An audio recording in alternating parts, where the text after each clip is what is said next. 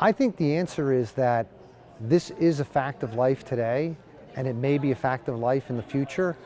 And what has to be determined is who will take on the capabilities of this distribution, and then for those who are taking on the holistic care of patients and maybe some of the risk involved, what are they going to do in collaborating with those who have the limited distribution capability to enable the patient to get the best care and the practice to still hit their goals if they're in some type of risk-bearing model. The idea that a practice, which is generally not considered to be a big business in corporate America, they would have to then go to a large, maybe retail big box,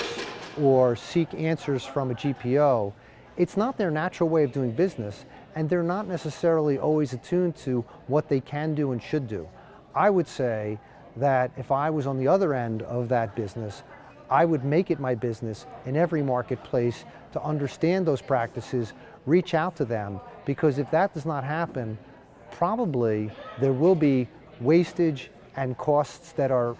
spent on probably delivering services that aren't adding value. In today's environment, any service that does not add value is going to be a killer for the business model of either the practice or possibly impacting the practice of the limited distribution network. So when we're thinking about our supply chain, we have to think about really not